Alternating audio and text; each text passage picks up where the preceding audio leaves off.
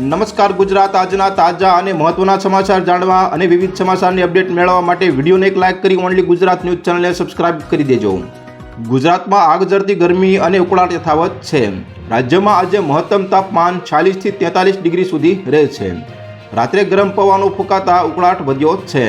અમદાવાદમાં 43.2, રાજકોટમાં 43, સુરેન્દ્રનગરમાં 43.5, અમરેલીમાં 42.5, ગાંધીનગરમાં 42.8, વિદ્યાનગરમાં 42, ભુજમાં 41, કડલામાં 42, ડીસામાં 41.6 ડિગ્રી તાપમાન નોંધાયું છે। હવામાન નિષ્ણાત અંબાલાલ પટેલે હવામાનમાં અચાનક પલટો આવવાની આગાહી કરી છે।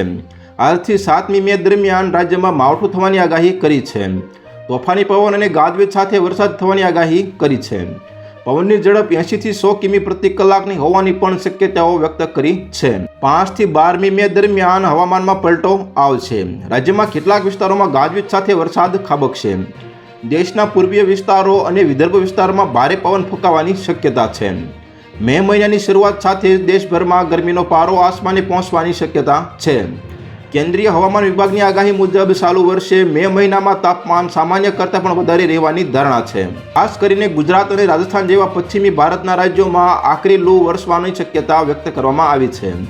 માત્ર પશ્ચિમ જ નહીં પરંતુ પૂર્વ કાંઠાના રાજ્યોમાં પણ ગરમીનો પ્રકોપ સતત વધતો જ જશે। સતત વધતા જતા તાપમાનને પગલે વિભાગે નાગરિકોને બપોરના સમયે સાવચેત રહેવા અને ગરમીથી બચવાના ઉપાયો કરવા સૂચના આપી છે। તો હાલ અત્યાર માટે આટલું મિત્રો, ફરી મળીને નવી અપડેટ સાથે તે પહેલાં વિડીયોને લાઇક કરી ઓનલી ગુજરાત ન્યૂઝ ચેનલને સબસ્ક્રાઇબ કરી દેજો।